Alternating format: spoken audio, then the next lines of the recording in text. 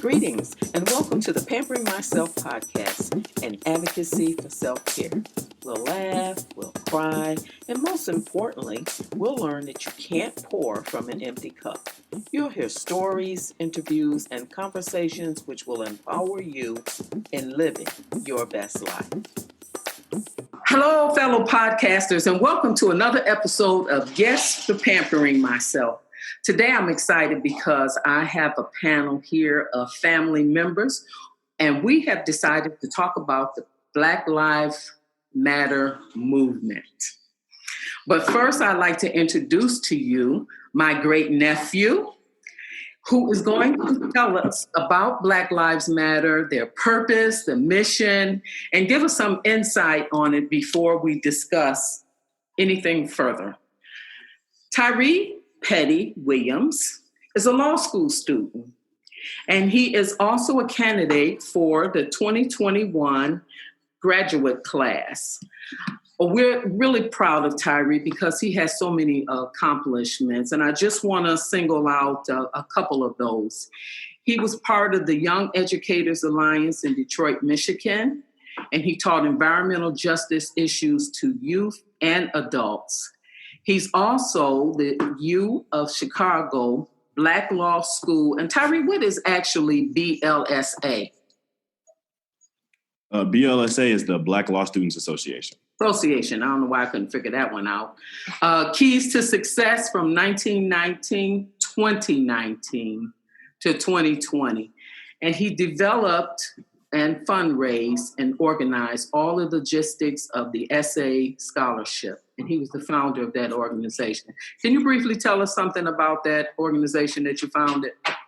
Yeah, so I started a scholarship for underrepresented high school students. There's actually a high school in Chicago called Legal Prep Charter Academy, which was started by a couple of lawyers, I think roughly 5 years back, who saw a lack of diversity in the legal field. So they thought that it would be a good idea to start a high school with a charter curriculum that was geared toward creating a sense of understanding in young students and how they could pursue law as a career. So the curriculum is focused on that, and they take law courses and all of that, So when I found out about that, I was actually president of the Black Law Students Association at U Chicago at the time. So I enlisted 3 other members to join their mentorship program. And then I thought it would be a good idea to use BALSA's resources to create a scholarship. And, this past spring, we were able to give 10 students their brand new laptops, laptop bags, memory cards, and, it was really good. And I look forward to doing it again next year. Oh, great. Give us a little bit more information on the area of law that you're interested in. I know your mother is really involved in social justice. Are you going down that path, or are you looking for another area? Legally right now, no. I do a lot of my non-legal work in social justice, and particularly filling gaps in youth education, hence the laptop scholarship. And, I participate in a clinic at my school right now that focuses on employment discrimination cases, which covers race, sex, religion, and, other protected classes. But as far as my current career path, I'm actually on board to be a corporate litigator for a law firm in Chicago. And, that's my trajectory for now. But I don't know where, the next few years are going to take me. Okay, outstanding. I just want to make a side note here that we are broadcasting live from my dining room. So we may have some mishaps. You may hear some dogs barking. You might hear some kids hollering. But it is all good. And we have a wide range of age groups here that'll be talking about Black Lives Matter and sharing some of their stories and information about how it has affected them from what they know during their time. So I'd like for Tyree to first start off by telling us exactly what does Black Lives Matter, the movement, what is it really about, and what is their purpose and mission? Well, yeah. So, Black Lives Matter started when I was in high school. In 2013, I was a junior in high school. And that's when George Zimmerman was acquitted of killing Trayvon Martin. And that incident brought, I think, to light something that had always existed, but that, society, especially with a Black president, had settled themselves into, which is just racial dynamics in America. And, that case really brought back a lot of feeling of lack of justice and extrajudicial killing of Black people, and really an inability to rely on the justice system to, right the wrongs that are perpetuated against Black people. And that was what the Black Lives Matter movement was created to address. It was started by 3 Black women, Alicia Garza, Patrice Cullors, and Opal Tometi, in 2013. And, what they did was basically recognize that because of the social era that we lived in after getting a Black president, and people's musings about living in a post-racial society, or, really just the belief that race-based issues were behind us, and recognizing that the Trayvon Martin killing, proved us all wrong. They thought that this network was important to create leadership in Black civil rights again, when we probably didn't have any at the time on a national scale, largely really because it wasn't necessary. The movement then was, and it still is, an interconnected network, a decentralized network with chapters all across the country of community-based organizing around different issues. It's meaningful that the group was started by 3 Black women because it's an intersectional movement. So Black Lives Matter isn't meant to just address the killing of Black men. It's supposed to address, lack of rights and lack of justice for Black men, Black women, children, people of different sexualities, people of different gender identities, ways of life. And, right now, I think that one thing we've seen, maybe not an evolution of the Black Lives Matter movement, but its malleability for the different issues that happen. So, it started with Trayvon Martin and the lack of justice in the criminal justice system for Black people. But, it also addresses, police brutality. It also addresses the high death rate for trans people. It also addresses, many other social issues that face Black people in America. And that's largely what the group, really not a group, but that's what the network of organizing exists to address. I think that one thing that's important is that it's so amorphous, the Black Lives Matter movement, that really any protest for Black issues kind of gets the Black Lives Matter stamp on it. Maybe not by the group itself, but just by popular media. When in actuality, most of the protesting and organizing that I've seen, isn't necessarily organized by a Black Lives Matter chapter.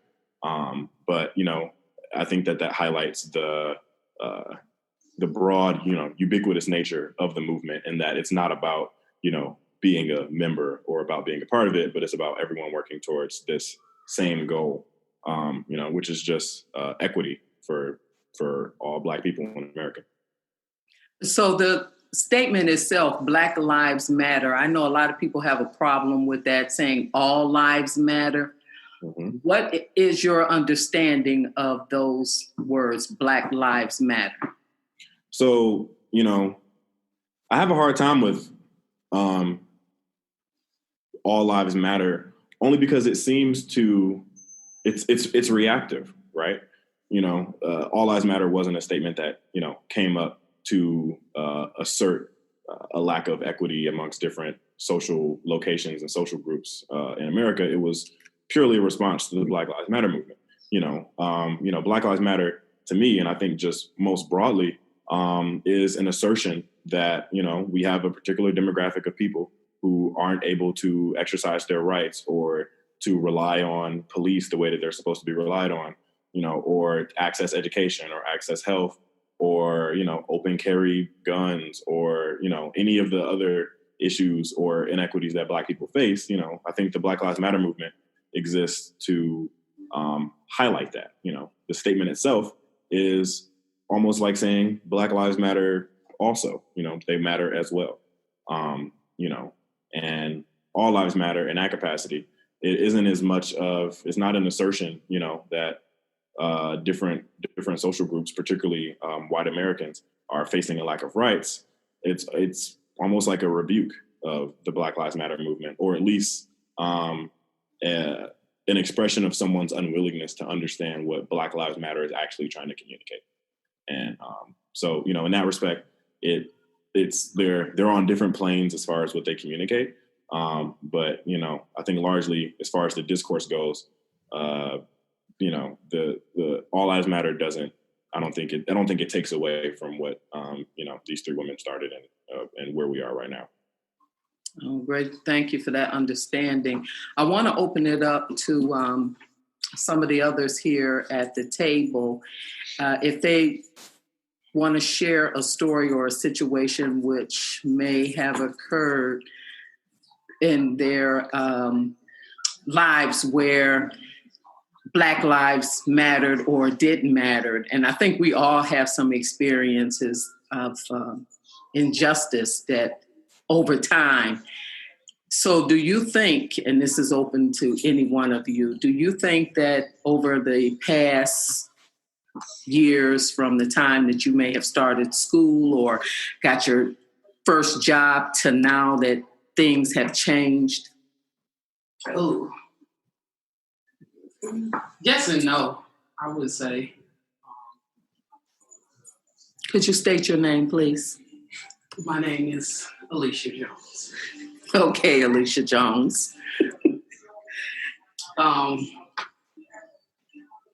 don't know. I was going to say, I guess I think in a sense it has changed, but then it always reverts back. Like we went to a period where it was up in your face, it was up front. And then I think it kind of got swept back under the rug through like the 90s and maybe even a little bit of the 80s, the 90s, early 2000s. And I think now that it's back into the forefront. Now it's back to where they don't care anymore. Who know who racist and who not. Mm-hmm. So we kind of reverted back. So there's a moderate change, like I said, but I think it still always ends up to where situations arise that it brings it more to the forefront. And especially dealing with the pandemic and everything that we've been dealing with. It's like people went crazy. Like nobody cared anymore what they said or who knew what. And the racism just kind of overtook. So I guess, you know. And so what do you know about racism for yourself? I mean. It's crazy too, because when I go back to my childhood, I can recall situations that happened, but I don't think that we as kids were aware at the time that it was racism. Like we would ride our bikes to the parks through Dearborn, and people would come out and say, go back to Africa and call us, you know, the N-word and all of that. And it was funny to us. It wasn't like, you know what I'm saying? Because I don't think that we understood what was really going on. And then, like, I can recall there was a store that was on the corner, and they would never let us come in there and play the video games. We had change, and they would always tell us, like, you can't come in if you don't have your parents. But you see the other kids in there all day with no parents.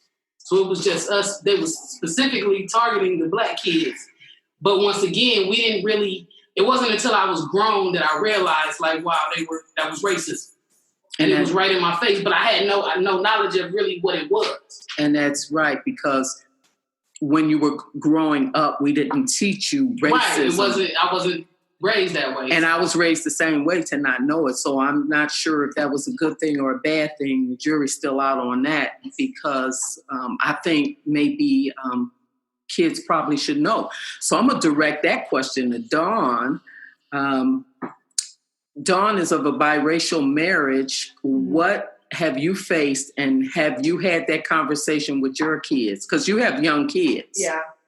See, that's funny because I feel like I really haven't, at least I don't know of, experienced any discrimination against me or my husband. Nothing that stands out. I've had recent experiences with my son. Mm-hmm. my middle son, who's 12, just the other day, he got he has been friends with this kid for since they're elementary. I mean, they've been friends for years. And they were on the playground and come back, and Braxton tells me that Braylon just beat up somebody. And I'm like, what? And he comes home and he's like, oh, my friend that he's been friends with called him the N-word. Mm-hmm. And Braylon's how old? 12. 12. He beat the brakes off of him. He did.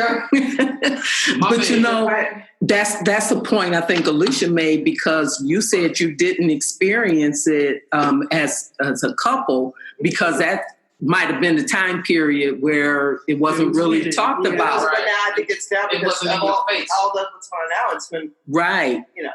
Right. And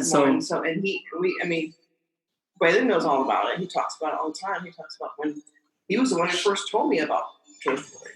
I was like, what? And he's like, you didn't hear about Mom? And then, before it all came out, because he saw it on TV. And, but it's just, I don't know. I don't think necessarily of boys or girls, but I don't feel like Brianna, who's 18, I don't think she's ever. People look at me as like intimidating. Like I intimidate people. I think it's because of my color. Because I go to white school mostly, so they see that as like, wow, like, oh, like we're considered like not higher than them, but we come off as intimidating. So for sure. Okay, so Brianna is 18, and normally people in your age group, at least back in my day, they always referred to the lighter skinned girls as those who thought they were better than. So you say that's basically what you experienced? Yeah, kind of. But then it also comes to like a money thing. So considering where I live, if you're white, you're considered the rich ones. That's how it is. Mm-hmm. At least where I live. But then you also have like the other side of Worthington, and it's mostly black. So then it's kind of like, well, if you go to like the other side, which is where I graduated from, that's considered like the white side. And we did just a little bit. Yeah, one thing that me and Dave we wanted to raise them in a diverse area, and it is very diverse. It's become more diverse from the time she was in kindergarten until she graduated. I remember her kindergarten class. She had quite a few different, ethnicities, but I noticed it more because Braylon, they're 6 years apart. Braylon you see more and more. So now it's become more diverse. But yes, you do have where it's, suburban life, and you do have haves and have-nots. Right. But, and we're on one side of Worthington, there is another side of Worthington, which we're on the other side of Worthington is probably a little bit more. Yeah, right. It's Thomas Worthington. It's a little bit more. There's a bit more black. So you're you're in a suburban area. Yeah. And I think that has to be more of where you get that. Yes. Dave and I, we talked about, I personally would have never sent them to an all-black school just because I feel like they would have been discriminated against more. Right. Being, biracial. Yeah, and I think that we as Black people do have a tendency to poke at the racial issue a little more within ourselves versus outside of our race. I mean, it's the light against the dark. It's, you know what I'm saying? Yeah. So it's, and that's unfortunate, but yeah, they probably would have been a little more out of place at an all-black school, and that sounds crazy to even think of. Right. But cultural-wise, it's a catch-22, because cultural-wise, then certain things you're gonna get out of black school, you're not gonna get nowhere else. But it's a touchy. But you also got to remember, Dawn and I weren't raised in a majority black area, so we were a speck. Right. And then especially when we moved to California, it's 505 in my senior class. There's only 5 blacks. Mm-hmm. And then people looking at me like, oh, what is she? We're not sure what she is because of my complexion being so light. Right. They thought I'm Hispanic. They thought our parents were Hispanic. Right. So it's a lot of people think I'm California, New York, upstate New York. I was only black in my country class. See? So let me ask you 94. then. So Ayana, you say going to a school of only 5, Did that make you feel any different? I mean, did you notice it? Did people notice it? I don't think I noticed it because I only did that 1 year at that school because we had moved from Maryland to California. Okay. I think if I had been there all 4 years, I probably would have noticed it more. You know, I tried to be involved with the athletic program there, but they were just above my level of athleticism. So, okay. I just was trying to get through school at that point because I Right. didn't want to move. Right. Senior year of high school, I'm like, ugh. Whereas she adjusted with no problem. Yeah, I was going to ask her Dawn adjusted, yes. How did you feel being the only black? She always liked the black. Yeah. I mean, I really never felt out of place. Yeah. Because everyone was really accepting. I had lots of friends. I never really had anyone, like, not to my face. I mean, I never experienced like that, you know, like they never really seemed, treated me differently. Going to visit them in the summer times was definitely a culture shock for me, where everybody around me is black, and then I go visit them, and like they're the only black people there. Right. And it was like, wow, you know what I'm saying? I remember one of their friends. No, who was it? Was it one of your friends that had the kids? I think that was Marilyn. Kim. Maryland, we saw a lot of black people because somebody came over. It was your parents. Yeah. But when they moved to California, I didn't see no black people. Unless we went to the mall somewhere.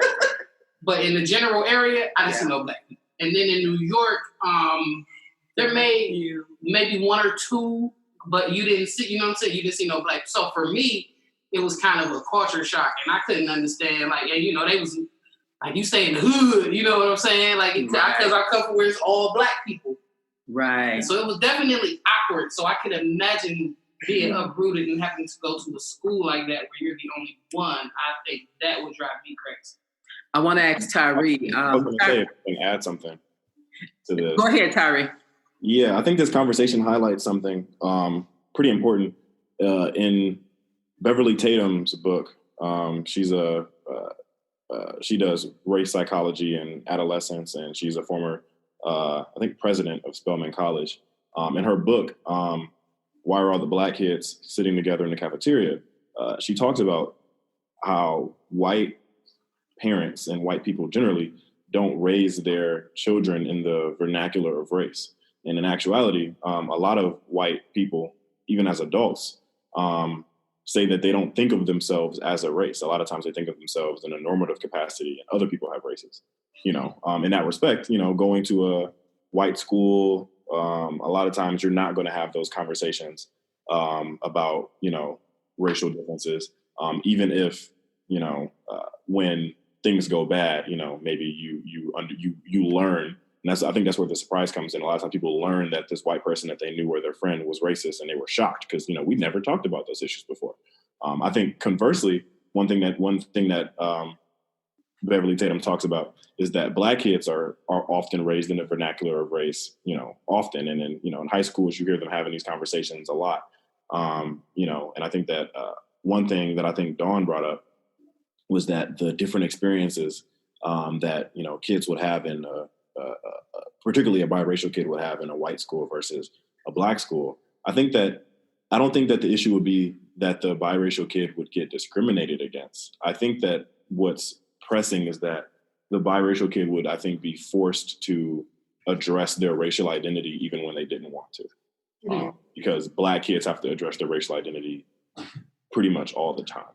And the most comfortable context in which black kids do that is around other black kids. You know, and especially when we're all learning, you know, we sometimes say things that are hurtful, or, you know, in our observation, in our, you know, adolescent, like, racial identity development, we say things that, you know, may not come from a bad place. And especially high school and middle school are places for that. For me, a personal example, when I was growing up, I was in elementary school, and I went to an all-white elementary school. And I was the only black kid in my class when my mom and I moved to Waterford, Michigan. And one of my, you know, classmates rubbed my skin and then looked at his finger and was like, huh. And I, you know, was like, what?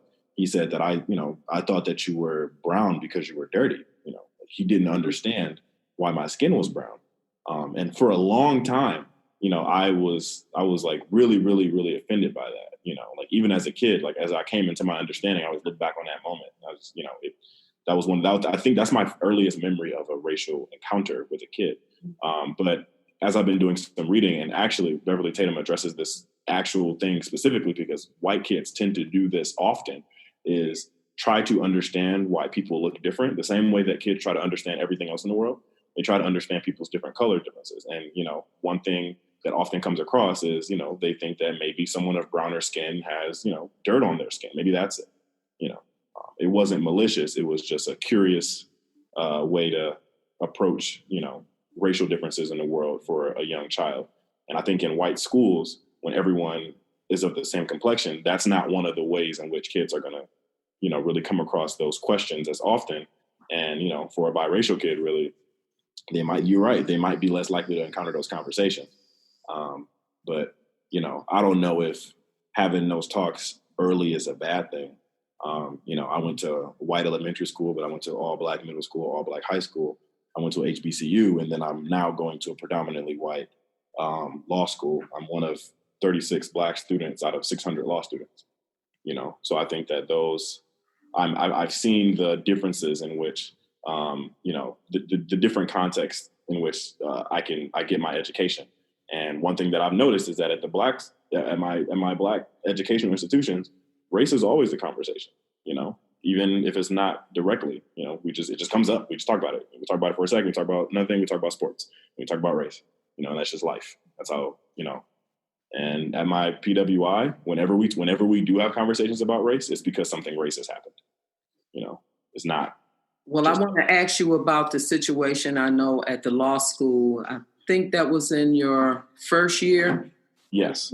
The second year where the students had the protests. What did your protest solve anything, and really what was the issue? So, my school's had some racial, I guess you could say racial issues for a while. And, a part of me thinks that it's rooted in just a lack of racial vernacular that I think white students grow up in, especially if they grow up in predominantly white areas. The year before I got there was an incident where there's a group that actually used to hold public debates called the Edmund Burke Society. And they just take hot button political issues and then host a debate on it. And they would produce whip sheets as like advertisements. And they would say, really provocative things on the sheets just to get people's attention and to draw them into the debate. One debate that really, I think, started the conversation about race again at UChicago was about immigration. And, a lot of the things on the whip sheet was, one side was just, saying things, how no one is illegal and, immigration should be something that's a lot more loose and, open borders, and we should, grant asylum to people more often. And then the other side, was saying that like, immigrants are criminals and like really using a lot of the language that mimics, what we hear from Donald Trump. Immigrants don't do anything positive to contribute to society, or like Mexico sends all their criminals, stuff like that. And that started a protest. And that was the year before I got there. Then I got there, and it came out that for 40 years, one of our professors, Professor Stone, had been teaching a constitutional law class. And on his section on the First Amendment, there is a doctrine called the fighting words doctrine. We know that the First Amendment protects free speech and that, the government cannot quell your free speech. But the fighting words doctrine says that there's no protection for any language that doesn't produce anything positive and only, is like seeks to cause harm and chaos. For example, you can say whatever you want, but you can't like yell fire in a public place. Like that's not constitutionally protected because all you're going to do is cause panic. So during that class, he was arguing that the N-word should be considered fighting words because all it does is cause harm. But his belief is that in teaching this doctrine, he has to say the N-word. And, he's a 60-ish, maybe 70, I don't know, older white man. And his use of that word has been rubbing people the wrong way, particularly in this context. For 40 years now, he's been teaching this class and teaching a particular anecdote in which 40 years ago, one student in his classroom called a black student in his classroom the N-word, and an actual altercation broke out. So, finding this out and hearing reports from students in that class and how distressed they were, the president of the Black Law Students Association at the time initiated a demonstration in our lounge. And the professor came down, and I talked to him for about 30 minutes, really just trying to communicate to him the way in which his use of that word triggers a lot of negative feelings for students, even if he's not calling anyone the N-word in particular. I think one of my classmates summed it up well, for a lot of us who have really hard relationships with race and racial histories, whenever you say the N-word in class, you older white man, you remind a lot of us of the first time we were ever called the N-word. And, that's a triggering experience that the majority of our classmates aren't sharing. And now you're detracting from our education, thinking that you're contributing to theirs. And, one thing that I told him was that, white students have been educated at the expense of Black students since the inception of this country. And, this practice is a microcosm of that. Over time, he agreed to no longer say that word in class and in that context, and to teach that class differently, and to remove that anecdote from his class, because all it did was perpetuate this notion that Black people can't, address racial offense without resorting to violence. So we did get some resolution there. But yes, that was my first year in law school in 2018. And with that small percentage of Black students that are actually at the school, do you feel there's any injustice, or was it just an isolated situation? No. Black students at University of Chicago, we speak up about racial inequity at the school all the time. And there's a lot of ways, micro and macro, in which that manifests. One of the small examples that we've been fighting for a long time is the portraits on the walls. There are dozens of portraits that line the hallways of University of Chicago, and every single one is a white person, and all but one is a white man.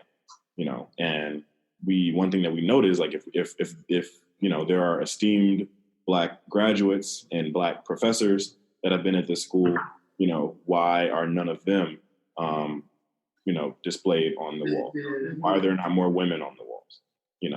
Why has no one but a white man ever been the dean of the law school? Like, President Obama taught at this law school, and his picture's not up. So I think that's something that that we talk about right. pretty often. But there's a bunch of other examples as well. That one's interesting, considering he's a president. He's not there. But he's out there. Right. You would think that would be an honor to put his picture there, right, considering he came out of that law school. The other question, I wanted to go back to Brianna. Brianna, you made a statement earlier about your classmates thinking you were Hispanic.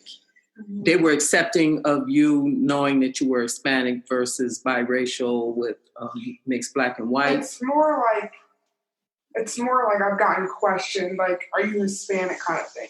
It's not more like, and it wasn't so much with the school, because a lot of my classmates I grew up with, like elementary school, middle school, it's more like outside of school. So like a few times, actually recently, people were asking me, like, are you Hispanic? You look Hispanic.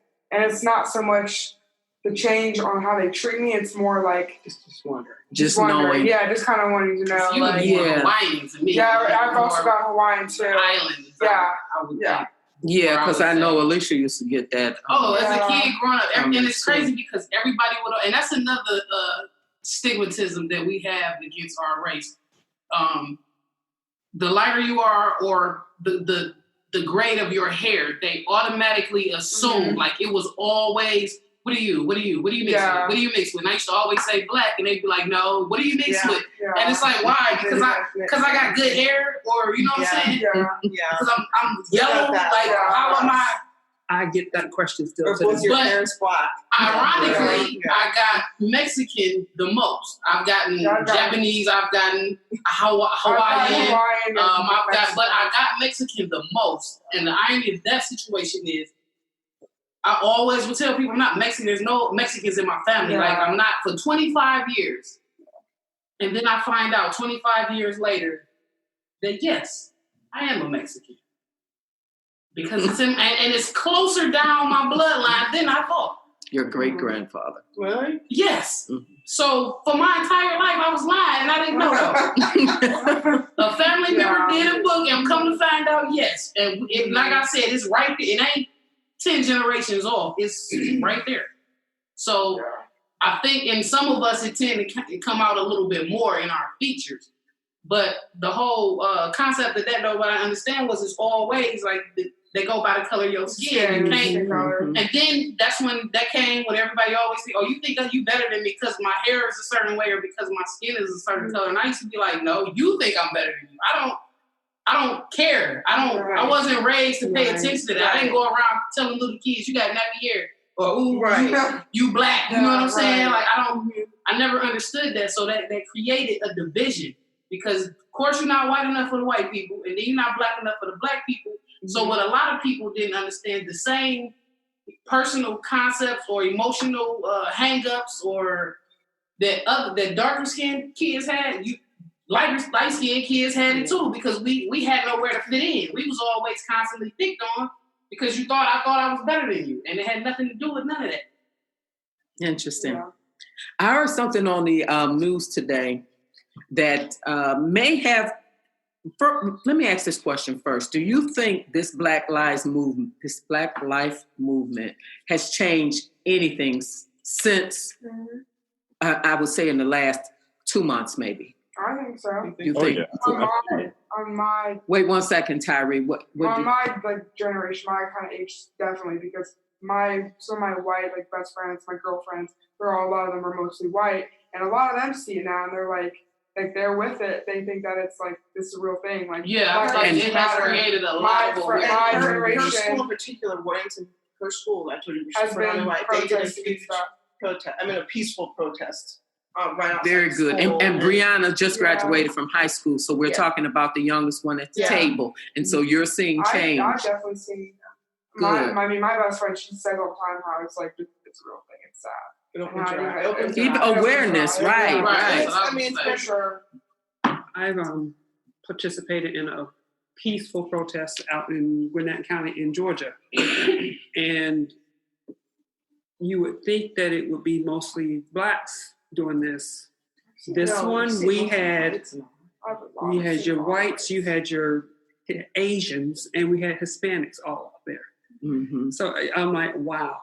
Okay, we're really making a difference here. Right. And it was just to be there. I was like, I'm so glad I did this. Mm-hmm. We walked all the way down in front of the police department, did our 8 minutes and 46 seconds of kneeling. Mm-hmm. We the whole way just chanting because it's bothering everybody. Right. What's going on right now? I definitely agree. I mean, downtown Columbus. It's been. For days, it's just been protesting. But it was, and it was a lot of white. They show clips on the news. Yeah, it's a lot of white. Yeah, that's how it was here too. Yeah. But what I heard on the news this morning was about the entertainment industry that I found to be fascinating. The people who portray these characters, like on The Simpsons and Family Guy, you know how they do those voice makeovers? Well, the guy who's portraying, what's his name? The black guy on there. Who watched The Simpsons here? Yes. Well, the black guy, it's not a black guy doing the voice. It's a white guy that actually does the voice. And even on some of the other shows where the people are portrayed as black, but yet they hire someone white to do their voice. So these people who do the voice makeovers have stepped down, and they have decided that they're no longer going to play those characters. Because why can't a black person portray a black person? Right. I mean, I'm sure there's enough actors or actress or voice makeover people out there, that'll be able to do it. Why are those jobs taken away? And if you listen to the actors or actress talk about the shortage of jobs, there's plenty of jobs out there. They just don't give it to them. So they hire another race to do theirs. So that was interesting. Tyree, you was trying to say something? Yeah. To your question of, whether the Black Lives Matter movement has sparked change, visible change. And, my initial thought is obviously, yes, but I am dubious. I say yes because we see change institutionally. We see the NFL now accepting protests. We see police officers being held accountable when they're caught doing, manifesting injustice against Black people. We see institutions donating money to the NAACP or creating scholarships or creating funds to help, education or, employment for Black people. And we see a lot of increased visibility in really social inequities in this country. So I think, as far as like that awareness goes, the conversation is being had, and we thank social media and TV and the internet for that. But I'm dubious because particularly for protests, I went and marched a couple times as well, and I've seen some protests even from my window. And one thing that I also noticed was that there's a large allyship of non-Black people participating in this movement for anti-racism. And one thing that I'm a little dubious about is the fact that these groups are self-selected, right? I wonder to what capacity are the people who are participating in protest or in these movements, people who are already inclined not to hold anti-Black or to hold racist views, and then more largely, to what capacity has this current social movement been able to change the minds of those we want to change? I think that the largest harm that we have is institutional and systemic, whether that's education, healthcare, mass incarceration, policing, food access, clean water. Like those are all issues that disproportionately affect Black people. And lesser so of a concern are the individual sentiments of random white individuals or random people of different races and how they feel about Black people. But I do wonder, to what capacity have minds been changed? Has increased awareness, shed light? Have these book lists on readings for anti-racism? Ibram X. Kendi's book, or Beverly Tatum's book, or Barbara Ransby's books, or any of these other authors. To what capacity have we been able to hopefully increase the number of people who are fighting towards equity, and not just give a voice to people who are already inclined to do so. So I'm curious about that, but I'm optimistic in that we're moving in a positive direction. Well, I guess I'm kind of optimistic as well because I do see change, but I wonder at the end of the day when the lights go out and all the protesters have stopped walking and marching, and what will happen on maybe the next uprising will spark it all again. Unless policy change, I don't really think it's going to be long term. Yeah. We see Minneapolis, defunding and dismantling their police department. We see change in ways that I think that just a couple years ago people would have thought was ridiculous or impossible. So I think in that capacity, this movement is probably different. I think every movement's probably moving a little bit further than the last thing. We're going to ask ourselves, like, is this going to be necessary again? And unfortunately, the answer is probably yes. But as long as we're riding this wave, we have to make sure we can see, really just as much change as we can get done while the sentiments are in our favor. Right. Yeah, I agree with you.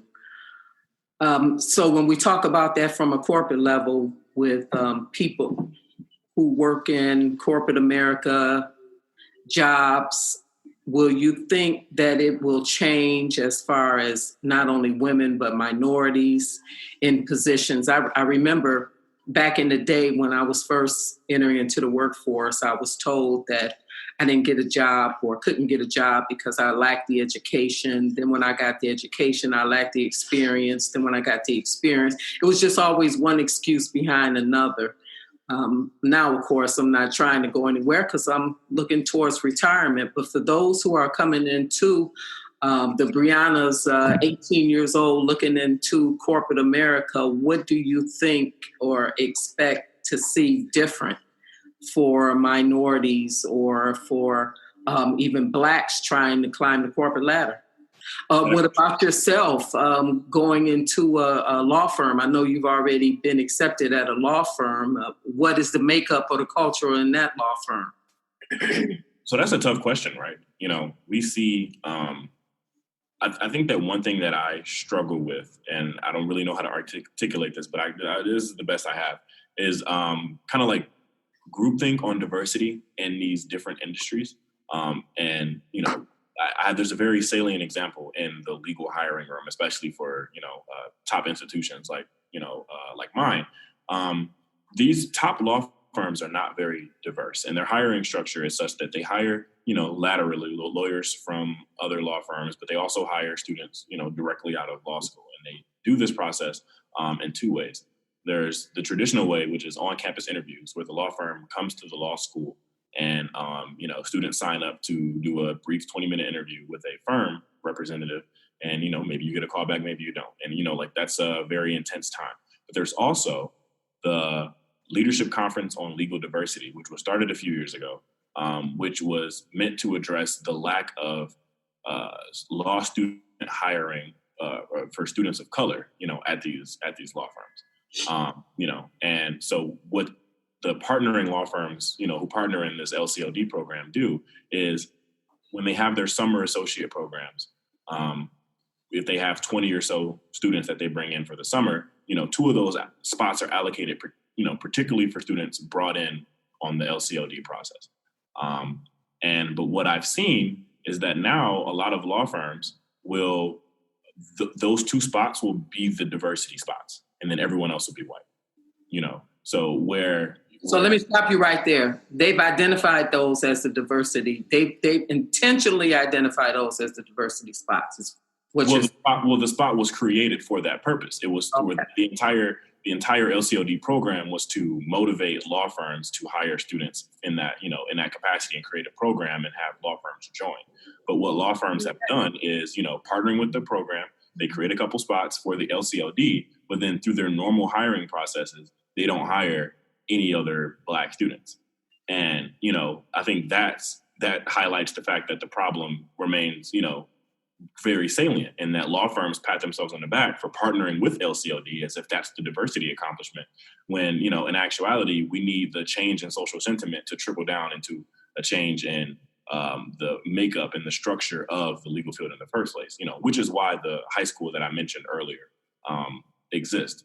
But I think another way to address your question is to, recognize what these corporations are doing behind closed doors. It's not a lot, but it does exist.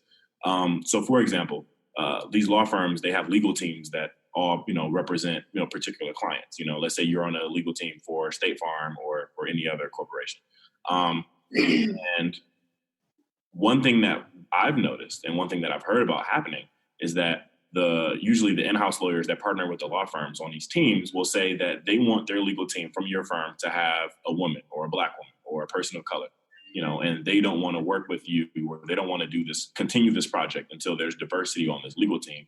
And a lot of times it's even, I don't want to hear your pitches or your ideas if an idea from someone of color or someone from a diverse background is represented in this. So a lot of times that work, gets done in that capacity, and it not only raises the stock for people of color at these institutions and, Black people, it also makes it so, our voices matter. We're not just, at least when this happens, we're not just diversity figures. We actually have input that in a lot of capacities is important by necessity. So, but unfortunately, I think the more broadly, your question about, job opportunities and I think the breadth and the scope of, upward mobility for Black people, that can't change until I think the bottom level of education changes in America. Very good. So until our elementary schools and middle schools and high schools are funded properly and equipped properly and have the right books and have teachers that are paid well and have classes that aren't, too small and have resources to accommodate students who don't maybe come from the, most resource-rich homes or backgrounds, then, those students aren't going to trickle their way up to the good middle school or the good high school or the good college or the good grad school and then get the good job, So it really starts at the base level. And, when that issues like redlining and disproportionate funding for education in urban areas, really kind of gets that started, then that's what you see. You see 5% Black people in the legal field and 5% Black, students in law schools. Yeah, so I guess we got a long way to go. Yeah. That was a question that I was going to have for you. You're saying it's like 36 people out of 600 or something. Is it more so, well, you kind of touched it, it's more so the educational factor versus the schools just not accepting Black students? So, I mean... But I know as a white student, you're probably more likely to get accepted to a top school. And the Black spots are generally for, like you said, affirmative action purposes, just to say we got some Black students here. But a lot of that does begin with, back to what you were saying, is the educational history and the resources that they have in their neighborhoods versus in the Black neighborhoods to be able to have the knowledge and capability to get to those schools. So it's basically we started off at the bottom already since birth, and that's what the problem is. You can't, you doomed from day one. You can't get to those resources. And like a conversation that we had, not to jump ship real quick, but a conversation that me and you, Tyree, had earlier when I was saying a lot of these TV shows nowadays, the reality shows, the majority of the Black ones are pretty much ghetto, and they, make a fool of themselves for 15 minutes of fame. Now, they do have white shows where the white people act up just as well. But the interesting thing to me was how they have these other shows where they're showing you different opportunities and avenues and ways to make money that we never would have known about in the hood. Like they have a show where these people go out for 2-3 months out of the year and go fishing and make $100,000. You know what I'm saying? That's not a thought that we had. The shows where they go down in the sea digging for stuff. I mean, there's several different reality shows that are good just off GP. There's a lady that sells poop and makes money. Just creative ways and things that you would have never thought of because of the lack of education and the lack of knowledge of resources. You just think outside of basketball, outside of doing music, outside of basically football, sports, period. Not to say that that's necessarily a bad thing, but that tends to be the only thing in the hood that Black children see as a way out. Well, that's why nobody thinks of education. Right. When they went out at school time, they could not learn because they didn't have access to internet or technology at home. Yeah, they couldn't jump right into remote learning. I think that that's one reason. I think that that's one reason why the laptop scholarship was so important. But I don't want to I think that when we say that it's systemic, I don't want it to just be education because it's not just education. Oh no, it's a lot of things. When you look at when you compare the median income of a Black family and a white family, that difference. Same job. You make less doing the same job, and then not only just Black and white, that's male and female as well. So that difference trickles, to the amount of money that Black kids can use, or I guess their parents can use for them in any capacity, and that finds its way to, like you said, resources at home. When this virus hit, I think that it really, exploded the inequities that already existed. Mm-hmm. At home learning is something that, there was a period, when I was growing up where we didn't have internet at home. We had a hotspot that we used for emergencies. But, if I had to take my education online for 4 months, I don't know what would have happened. So I think that I think that there's so many ways in which we've created this lack of Black students in grad school education. There's the legacy, for example. I have a classmate who actually just got a profile on their school website because her dad and granddad were also University of Chicago law student graduates. That's not an experience shared by the average Black student or the student of color generally. I have classmates who are lawyers or who are partners at law firms, and those differences in social status are generational. You know, like they find their way up from hundreds of years of inequity, you know, and there's a lot of digging our way out that Black people have had to do. And that's, you know, it's so much deeper than the legacies in the tell you. My daddy went to this same, my daddy was locked up in this same jail. His daddy got locked up in this jail. And one day my son gonna be locked up in this jail. No, but I mean, like, that's a true statement. I'm listening to a podcast called Ear Hustle, which talks about, you know, the life of prisoners in San Quentin. And I've heard at least 2 stories in there where there was a father and son incarcerated together, and another one, there's two other stories where there's 2 brothers who ended up, you know, being incarcerated in the same prison. That's a common experience, you know, and I think that juxtaposing those 2 things really highlights, you know, a lot of things that need to change. Yeah, I believe that. Well, I'm just hoping that the conversation continues and that change actually takes place. I know it's a lot of things that have to change, and it's going to take a lot of time and a lot of talk. But it can be cynical, but I think that it's human nature. I still think that in a way it's kind of came a lot of ways because like we had a Black president and he was elected twice. Right. And that's one thing I've talked about too, is that's why I hope to see more, because I love like the office. Like if I could have anybody back in office, it would definitely be that. Even like before I was even born. Right. And I think that shows kind of a lot. Like as in America, America as a younger whole, generation. I think Yes. a lot of people have said that my generation. And I think that's what I think it has came a lot of ways, but it still is not. Yeah, we definitely come quite a ways. Yeah. But I think that we've pretty much reached as far as we can reach outside of the Black community taking control for themselves. I think we've gotten to the point where now our own personal mentality needs to change, and we need to take control. That's why I'm kind of somewhat for the Nation of Islam, because they want separate but equal.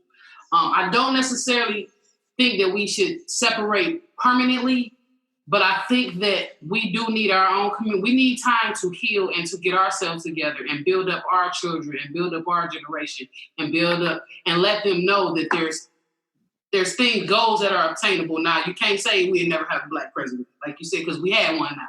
Before, you would have never thought. But I think that we need to take a step back and people go to their own prospective communities and regroup.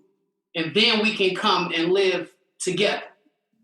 But it's not, that's why I think that's probably not coming, because there's too much damage done for too long, and that will probably never happen within any of our lifetimes, because it has to progress. But the whole movement did bring light to your generation, the younger people who's been living, and social media have us so desensitized that they don't realize that this is wrong.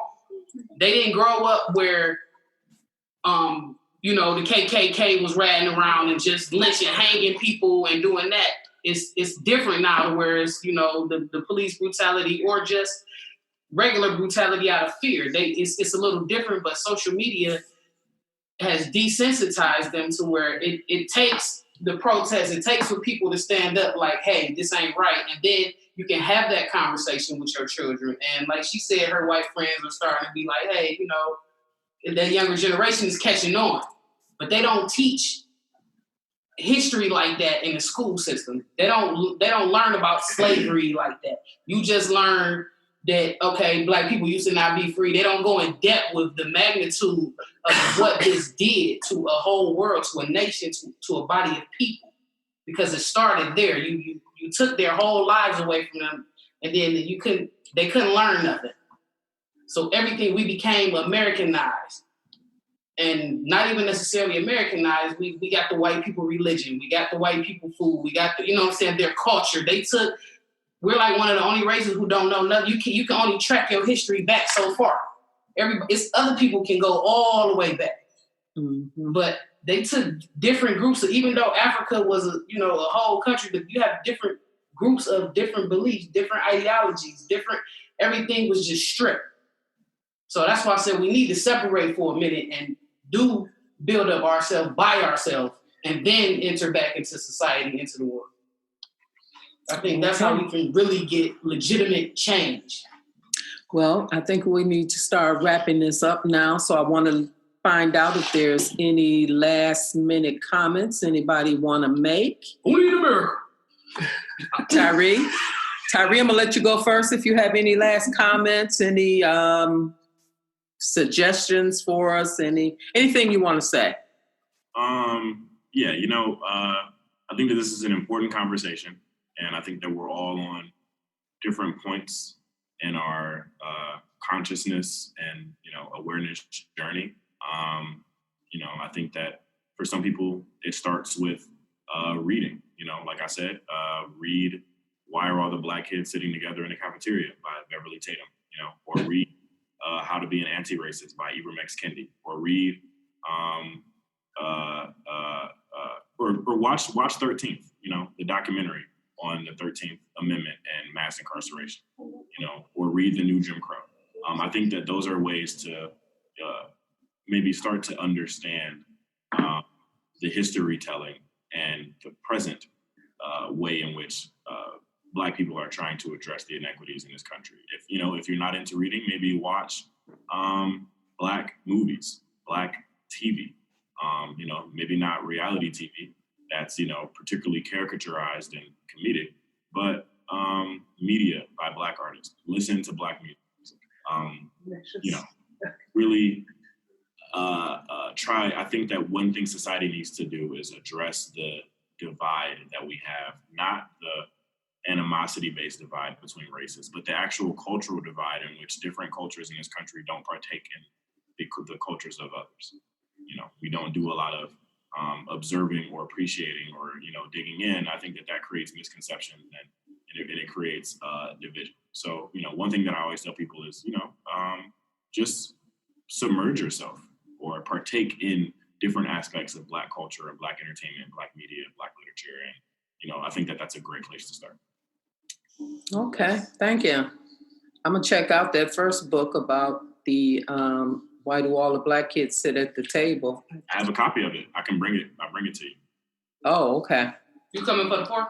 Sorry, that's not podcast. Okay. Anybody else before we go have any? Okay, Brianna. Well, first thing, I think for America to be better, Trump has to get out of office. Oh, definitely. And so to that, you're old enough to vote? Yeah. Just register. Register. Yay! All right.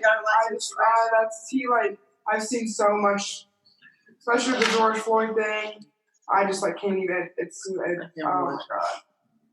He's just said so much. It's just he's ignorant. He don't. Yeah. He don't know how to edit himself.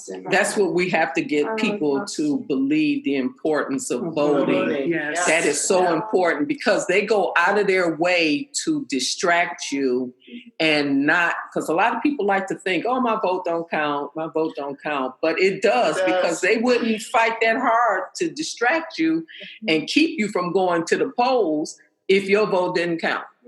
That should be enough right there. What we got with Georgia is with this last primary on June 9th.